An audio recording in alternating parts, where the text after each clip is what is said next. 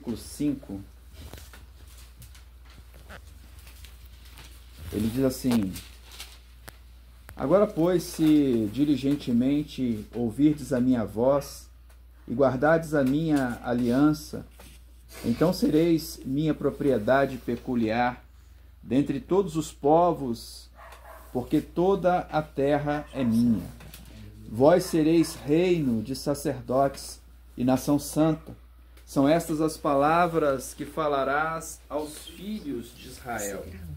E veio Moisés, chamou os anciões do povo e expôs diante deles todas essas palavras que o Senhor lhes havia ordenado. Curva sua cabeça mais uma vez. Deus Santo, nós te louvamos. Te bendizemos, Senhor, na beleza da tua santidade. Queremos, ó Pai, te agradecer. Obrigado, Senhor Deus, por esse tempo que vamos passar, ó Deus, em oração, em palavra. Ó Deus, que o Senhor continue a falar aos nossos corações. Ó Deus, como tem falado durante todo esse culto. Como o Senhor tem ministrado sobre as nossas vidas. Assim oramos, ó Deus, e pedimos a direção do Teu Espírito Santo para a palavra a ser ministrada nesse momento. Em nome de Jesus. Amém. Um texto que hoje eu lendo esse texto, eu fiquei assim...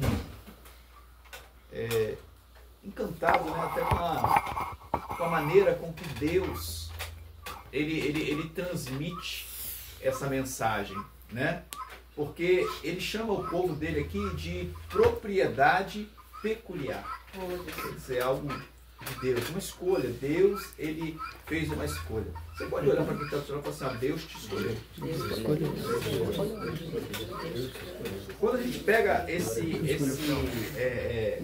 esse texto, a gente pega aqui um povo de Israel que ficou cativo 430 anos. E depois desse período de cativeiro, um povo que vem debaixo de uma promessa que Deus fez em Gênesis capítulo 12 a Abraão, e que passa um período preso no Egito, até que Deus, com mão forte, vai lá, retira esse povo e vem fazendo milagres. Aí chega num momento e Deus fala o que eles são para ele. Vocês são um povo de propriedade peculiar. E é interessante porque quando a gente ouve ele falar isso, alguém pode abrir aí em Deuteronômio capítulo 7 e ler o versículo 6? Porque Deus ele não fala isso uma única vez no Velho Testamento. Deus ele fala algumas vezes. Eu quero que a gente possa estar vendo Deuteronômio capítulo 7, versículo 6. Porque tu és povo santo ao Senhor, teu Deus.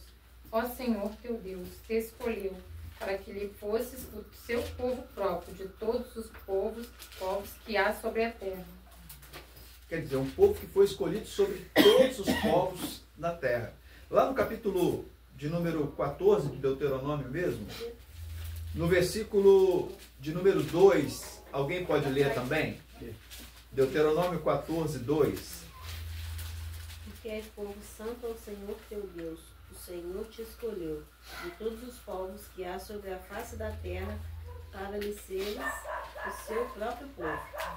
Aí quando nós vamos para o Novo Testamento, também há uma palavra de Deus acerca dessa escolha do próprio Deus. Alguém pode abrir em Tito, capítulo 2, versículo 14? Tito, capítulo 2, versículo 14.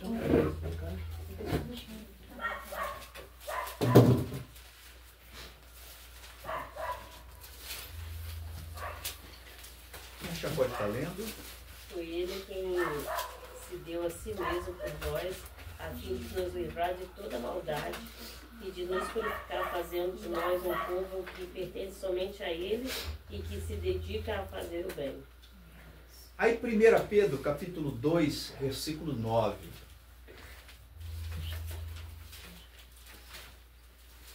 Mas vós sois geração eleita, o sacerdócio real, a nação santa, o povo adquirido, para que anuncieis as virtudes daquele que vos chamou das trevas para a sua maravilhosa luz. Então Deus, ele nos escolheu, amém? Amém. Então esse é um ponto fundamental daquilo que a gente está conversando hoje, daquilo que a gente está falando acerca da palavra de Deus. né? Deus, ele nos escolheu. Aí eu parando e pensando, Deus nos escolheu, mas Deus nos escolheu para continuarmos da mesma maneira que estávamos antes da escolha. Deus, quando escolhe o povo de Israel, era para o povo, ou tira o povo do Egito, e foi escolhido por Deus, era para continuar do mesmo jeito, adorando outros deuses, estando envolvido com as coisas do Egito. Não, Deus, ele escolheu, e aí tem uma ideia muito interessante, é a ideia da personalização. Já viu quando você pega algo e diz, eu vou personalizar. Quando você faz isso, o que quer dizer? Quer dizer que você está preparando algo que só você tem. Ninguém mais terá algo parecido ao que você tem, porque você personalizou. Seja isso um carro, seja isso uma roupa. Hoje a gente pega alguns estilistas, né? Que quando eles fazem roupa, há um contrato, né, naquela roupa que a pessoa faz de exclusividade. Então ela faz aquela roupa e ela não pode repetir aquela roupa para outra pessoa. Porque aquela roupa ela é feita exclusiva para aquela única pessoa, vai ser usada somente por ela. Quando Deus, ele escolhe o seu povo, Deus, ele também nos personaliza. Deus, ele nos muda. Quem de nós, todos nós, eu creio, que nós somos moldados dia após dia. Como Deus, ele vai transformando, como nós vamos sendo transformados diante do Senhor. Sabe, ele vai mudando o nosso caráter, mudando a nossa personalidade, mudando a nossa maneira de falar. Muitas vezes muda a nossa maneira de se vestir, de se portar. Deus, ele vai transformando. Por quê? Porque nós somos propriedade exclusiva de Deus. Quer dizer, nós temos um único Senhor. Nós pertencemos somente a Deus. E pensando nessa ideia de pertencer a Deus, por que Deus ele toma a nossa vida e depois de ele tomar a nossa vida, ele muda a nossa maneira de vestir, nossa maneira de falar, nossa maneira de pensar, nossa maneira de agir? Por quê? Porque Deus, ele precisa mudar também, trabalhar o nosso caráter. Sabe, Deus? Porque o nosso caráter tem que ser parecido com o caráter de Deus. A ideia de Deus como Senhor e nós como servos, né? Como nós falamos no domingo, nós somos servos do Senhor. Nós vivemos para o serviço de Deus. Vivemos para a glória de Deus. Quando Romanos capítulo 6, versículo 17 e 18, Paulo diz assim: mas a graça de Deus, porque embora vocês tenham sido escravos do pecado, passaram a obedecer de coração a forma de ensino que lhe foi transmitido. Vocês foram libertos do pecado e tornaram-se escravos da justiça. Quer dizer, Deus, ele tomou-nos para ele. Nós somos povo de propriedade exclusiva de Deus. Nós somos povo de propriedade peculiar de Deus. Nós fazemos parte de um povo particularmente de Deus. Como Tito diz, como 1 Pedro diz, vós sois sacerdócio santo. Sabe, nós pertencemos a Deus. A nossa vida pertence a Deus. E quando você pertence a Deus, algumas coisas são necessárias. Nós precisamos estar submissos à vontade de Deus.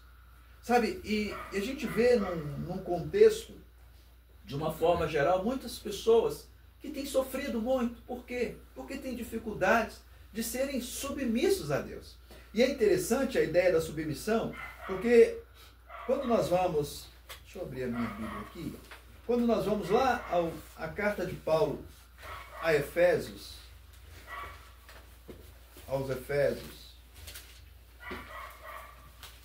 no capítulo de número 5, no versículo 22,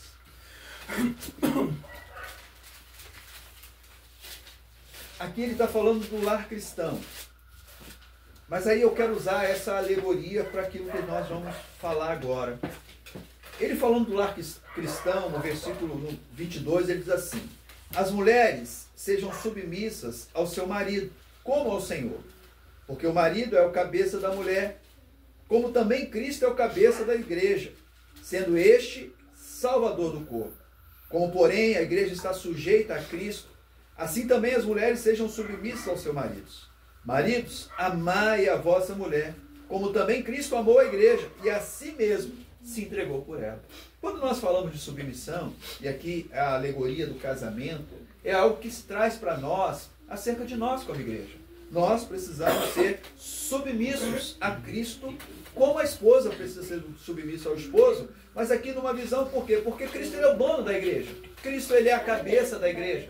Foi ele quem pagou o alto preço para salvar o corpo. Nós somos o corpo. Ele morreu por nós, como diz lá em Colossenses.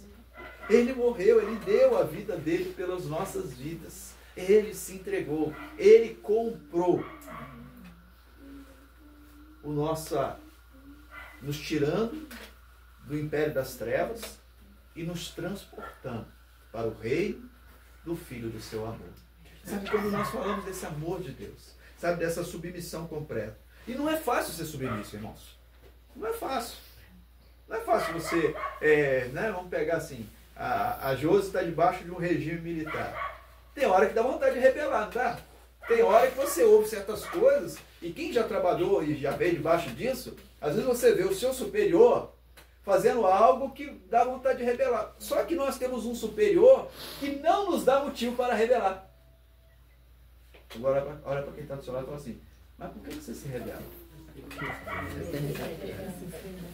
Sabe, e a gente... Hoje você até fala que hoje tinha bolo com banana para os oficiais e não tinha para os pratos. Olha só para que mim coisa. isso é um motivo de rebelar. Mas eu tenho que entender, né? Porque Deus me deu a chance de ser prato, não superior. Mas aí você para e você passa a entender essa ideia que apesar de Cristo não nos dar motivo, mesmo assim nós muitas vezes nos rebelamos. É só olhar esse povo de Israel que nós lemos em Êxodo. Quantas vezes na jornada deles eles se rebelaram contra Deus? Porque sentiram sede, se rebelaram contra Deus. Porque acharam que o maná não era suficiente, se rebelaram contra Deus. Porque queriam carne, se rebelaram. Porque estavam insatisfeitos com Moisés, se rebelaram contra Deus. Irmãos, quantas vezes na nossa caminhada, na nossa jornada, nós que servimos a Deus, temos atitudes que são rebeldes diante de um Deus que não nos dá motivo para tal rebelião. Mas mesmo assim nós fazemos. Por que nós fazemos? Por conta da nossa natureza. Da nossa natureza, que ainda é uma natureza pecaminosa. Ainda é uma natureza que, às vezes, quando nós não vigiamos, quando nós não somos prudentes, quando nós não cuidamos, quando a nossa carne fala mais alto do que a vontade de Deus, a gente acaba se rebelando. Sabe, mas nós precisamos ser submissos ao Senhor. E é interessante porque Cristo, ele traz para nós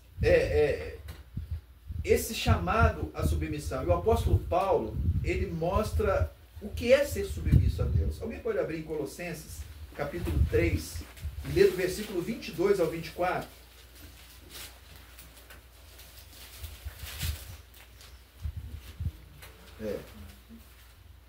Servos, obedecei em tudo ao vosso Senhor segundo a carne, não servindo apenas sob vigilância, visando tão somente agradar homens, mas em singeleza de coração, temendo ao Senhor.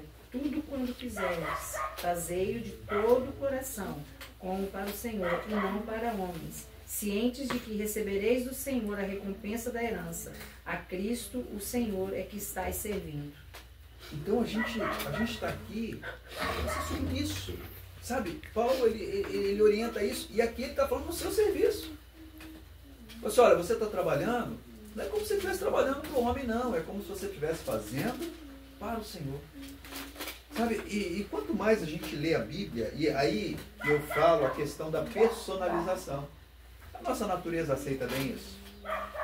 Não aceita bem. Seu chefe te aborreceu, dependendo do dia que ele te pegar, ele vai sair mais aborrecido porque ele tentou te aborrecer. Mas quando nós estamos cheios do Espírito Santo de Deus, quando Deus ele vai ministrando sobre os nossos corações, a gente consegue superar todas essas coisas. Essa semana teve um fato assim, Eu estou trabalhando num local onde eu não tenho um tanque para me lavar ferramenta, preparar tinta. Aí acaba tendo que descer pela rua. Só que a rua tem uma descaída e cai numa garagem de uma senhora lá que fica um cachorro lá dentro. Aí eu falei assim, essa dona vai chegar uma hora, eu estou desde a semana passada pensando, vai chegar uma hora, mesmo assim, a água desce, eu vou lá, jogo água, dou a varrida para ficar menos tinta possível. Eu falei assim, mas vai chegar uma hora que ela vai me perturbar. Tá. Aí chegou a hora, né? Chegou a hora, eu estava lavando um rolo. E ela veio como uma fera. Uma fera mesmo. Por que essa tinta? Eu falei assim, senhora, me perdoa. Gostaria muito de não sujar aí a frente da garagem da senhora. Mas não tem um tanque, eu vou lá, eu vou varrendo. Vou mostrar para a senhora. Peguei a vassoura e fui varrendo. Aí a água voltou tudo. Tá vendo? Não é? Aí ela, isso não tem. Aí daqui a pouco ela tirou a pedra de cima de mim e foi para cima do síndico. É o síndico desse prédio. E por que ele não vale nada? E por que começou a falar mal do homem? E eu não sei nem quem é o homem. E aí eu falei assim, não, mas eu vou fazer o possível para sujar o mínimo possível. Aí passou, na hora de ir embora, eu estou saindo de carro, o cara tá com o cachorrinho na guia, solta a guia do cachorro, eu dou uma cacetada no cachorro. Parei, ainda bem que eu estava devagarzinho. Parei, cadê o cachorro? Eu não acho o cachorro. E procura o cachorro de um lado, procura do outro. O cachorro tomou uma cacetada e voltou para o prédio dele, sabe? E ficou eu e o homem procurando o cachorro, tudo quanto é canto, não achava o cachorro. E eu pensando assim, meu Deus, aí vai como ter que levar o cachorro veterinário, eu vou ter que pagar ainda. Eu pensando que eu ia ter que pagar, né, se machucasse o cachorro. Aí passou, tá, eu cheguei no outro dia, eu vi o rapaz, né, não consegui falar com ele no dia, eu vi o rapaz, aí fui até ele. Olhei o cachorro, ele, não, o cachorro tá bem e tudo. Aí a dona veio toda sorridente pro meu lado. Ele ficou tão preocupado com o cachorro, ficou aí rodando, procurando o cachorro, que não sei o quê. Ele esqueceu, aí enchi lá à frente da casa dela de tinta. A dona não reclamou em nada. Mas eu falei assim, não, pode deixar que eu vou limpar. Não, só pode ficar tranquilo que eu mesmo limpo. Sabe? Mas a minha reação diante dela não foi porque eu sou desse jeito.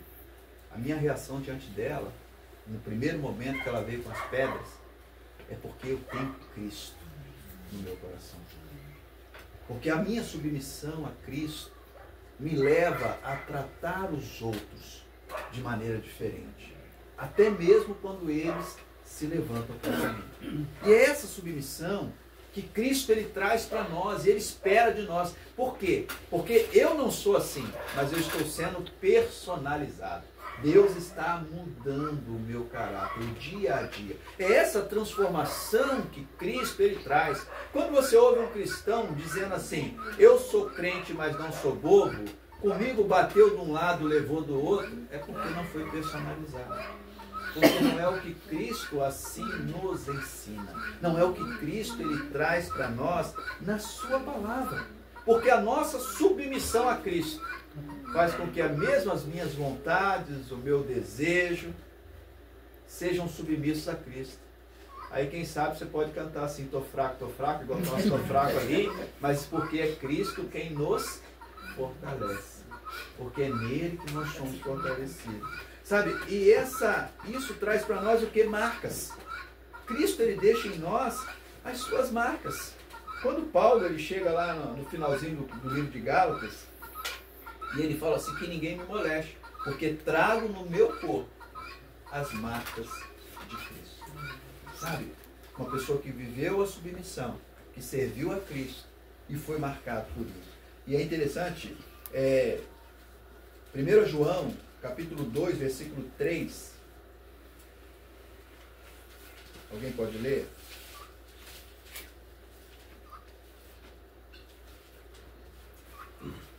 Qual capítulo? Capítulo 2, versículo 3. Se obedecemos aos mandamentos de Deus, então temos certeza de que o conhecemos. Obediência. Submissão está ligado à obediência. Não porque somos bons, não é porque Deus ele nos torna pessoas obedientes. Nós éramos filhos da desobediência, escravos da desobediência, e hoje somos escravos da justiça. Nós somos filhos de Cristo. 1 Pedro 1:2. 1 Pedro 1:2.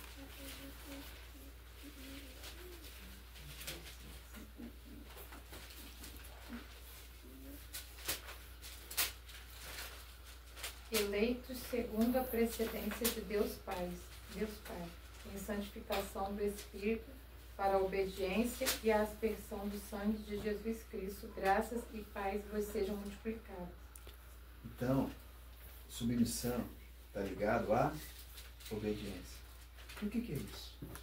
Cada vez que nós obedecemos e nós vencemos a nossa carne, nós estamos prestando a Deus um culto. Como diz Romanos capítulo 12, versículo 1.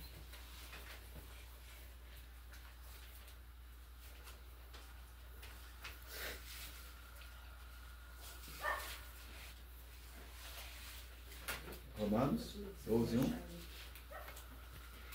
Quem achar pode. Rogamos, pois, irmãos, pela compaixão de Deus, que apresenteis os vossos corpos em sacrifício vivo, santo e agradável a Deus, que é o vosso culto racional. Toda vez que nós obedecemos, nós prestamos esse culto. E a nossa vida, irmãos, é uma vida que deve ser pautada nisso. Eu gosto muito do texto de 1 Coríntios 10:31. Assim, quer comais, quer bebais, tudo que façais, façam para a glória de Deus. Tudo na nossa vida tem que ser para glorificar a Deus. Sabe, e é fácil? Não é fácil. Não é fácil. E no mundo que a gente vive, vai ficando mais difícil ainda. Porque as batalhas elas vão travando e cada dia mais a gente sente pulsar a nossa carne. Se a gente não tiver uma vida de oração, uma vida de leitura da palavra, sabe, não tiver aquela devocional todos os dias, a gente não vai conseguir vencer. Se a gente não se santificar, como nós lemos nos versículos anteriores, para a obediência, a gente não vai conseguir. Porque é muito difícil. Porque as batalhas estão aí, as lutas estão aí, e cada dia mais o mundo tenta nos afastar de Cristo e nós precisamos lutar para nos aproximar dele. Nós estamos vivendo essa dualidade. Como há um tempo atrás eu preguei vivendo entre dois mundos. Nós estamos vivendo assim. Vivemos entre o espiritual e o natural. E queremos que seja uma fusão e tudo seja um só. Mas às vezes nós não conseguimos separar. Melhor, às vezes a gente não consegue unir. Porque mesmo eu estando nesse mundo natural, eu sou um ser espiritual. Porque o Espírito Santo habita em mim. E às vezes eu não consigo. E aí às vezes eu tenho reações que são naturais daqueles que vivem só nesse mundo. Quem não passa por momentos assim? Quem não passa por momentos onde a carne fala mais alto, onde você dá respostas que se você pensasse não seriam aquelas, onde você tem atitudes que se você orasse um pouquinho mais, as suas atitudes seriam diferentes. Quantos de nós, às vezes, não somos tomados pela iniquidade, pela própria maldade do mundo? Esses dias eu estava vendo uma postagem de uma pessoa cristã, desejando a morte de um dos ministros lá do STF. Não que, e se a gente parar e pensar, na maioria, muitas pessoas falam assim, tem que morrer mesmo. A gente sabe que todo mundo vai morrer. Agora, morrer pelo que ele faz, sabe, é a ideia da iniquidade. Sabe, a ideia daquilo que a gente pensa. Porque o nosso coração ele sempre tem que estar voltado ao seguinte, a pessoa está fazendo maldade. A gente tem sempre que pensar o seguinte, que ele seja punido pela maldade que ele está fazendo. Mas a nossa mente tem que sempre estar assim, Senhor, converte esse coração. Muda essa história, muda esse quadro. Transforma esse homem iníquo no homem de Deus. Sabe, e a gente hoje está vivendo uma dificuldade tão grande de fazer com que a nossa mente e a nossa oração alcance esse nível. Porque a gente está vivendo assim, algo tanta maldade que a gente não consegue. Me mandaram um vídeo, não, estava vendo um vídeo agora antes de vir para casa, uma criança de 9 anos que matou a mãe. 9 anos. Ela matou a mãe e o padrasto falou assim, não vai ficar comigo. Mas por que o senhor não vai ficar com ela? Porque eu tenho medo dela. Eu não posso ficar com ele, eu tenho medo dele. Uma criança de 9 anos. Sabe, esse é o mundo que a gente vive. Essa ideia do viver entre dois mundos. Que nós precisamos cada dia mais ser moldados pelo Senhor. Personalizados por Ele. Sabe, e isso daí só vai acontecer quando eu conseguir ter uma devoção somente ao Senhor. Quando a minha devoção ela for única. Esse tipo de esforço concentrado, que era marcante na escravidão do primeiro século, também ele deve se caracterizar pelo cristianismo bíblico, aonde a minha devoção deve ser somente ao Senhor. Somente ao teu Deus a adorará e somente a Ele prestará culto. Somente a Deus. Alguém pode ler lá Marcos capítulo 12, versículo 30?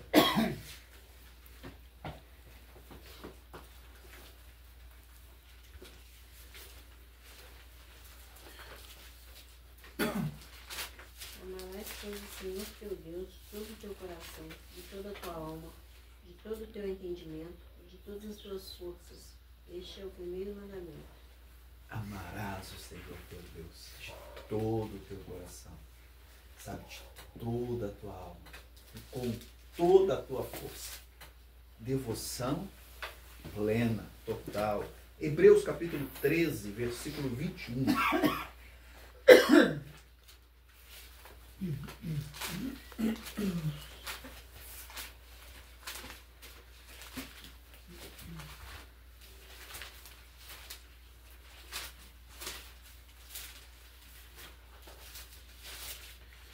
Que o Deus de paz lhe dê tudo de bom que vocês precisam para fazer a sua vontade. E que Ele, por meio de Jesus Cristo, faça em nós tudo o que lhe agrada.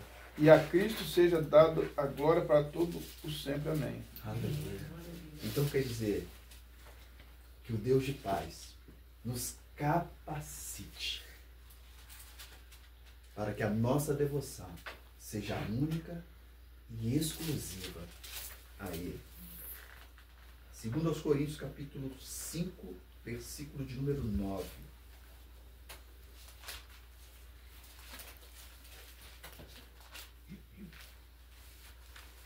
Já em carta...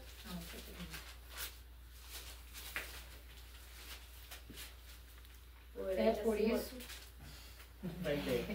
por isso que também nos esforçamos, quer presentes, quer ausentes, para lhe sermos agradáveis. Devoção total, irmãos. Uma vida voltada para o Senhor. Sabe? E para a gente encerrar, dependência. Aquele povo, eles saíram do Egito e a dependência deles, quando estavam no Egito, era do Egito para tudo. Para comer, tinha que ter permissão até para ter filho. Em tudo eles dependiam. Foram lá, chegaram lá livres, se tornaram escravos e foram libertos pelo Senhor. E aquele povo vivia ali de uma maneira onde o Egito os sustentava. Quando eles saem do Egito, a dependência dele passou a ser de Deus. Como na nossa vida também. A nossa dependência, ela precisa ser de Deus. Por quê? Porque nós somos dele. Porque nós pertencemos a ele. Vós sois nação santa. povo de propriedade exclusiva de Deus. Sabe, Ele quem nos escolheu. Nós fazemos parte dessa nação. Nós fazemos parte desse povo. E nós precisamos depender dele. Sabe, às vezes a gente fica muito na dependência dos nossos braços. Às vezes nós ficamos muito na dependência de pessoas. E às vezes Deus quer que a gente seja mais dependente dele. Alguém pode abrir Mateus capítulo 6 e ler do 31 ao 33?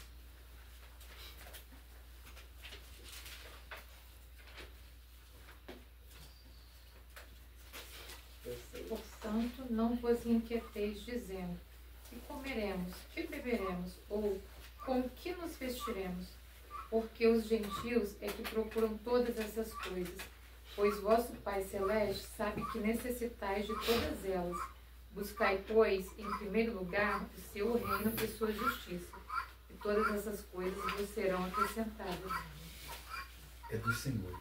A Aleluia. nossa dependência, Aleluia. ela precisa vir do Senhor. Mas para isso a gente precisa vencer as nossas ansiedades, né? Que batalha para vencer as nossas ansiedades, né? Esse mundo que a gente vive, como é difícil, né? Imaginando a Rose ali com o pé ali operado, aí olhando as coisas para fazer dentro de casa. Vai chegando a data de tirar o gesso, né? Imagina como é que foram os dias, né? Até chegar. Imagina a batalha, né?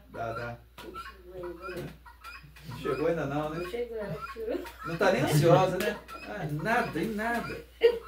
Dependência, né? Aí tá lá e olha, depende do Marco, mas mais do que isso é depender do Senhor, né? É vencer as nossas ansiedades, né? Vencer as nossas batalhas internas, para que no final a glória ela seja sempre do Senhor. Filipenses capítulo 4, versículo 6. E depois o versículo 13, pode ler em sequência. Filipenses? 4, 6 e 13.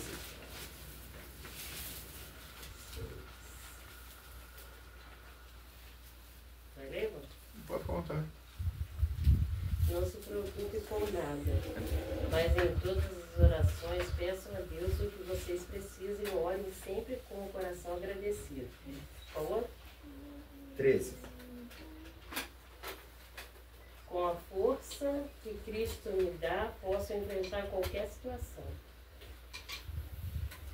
Tudo posso naquele que me fortalece.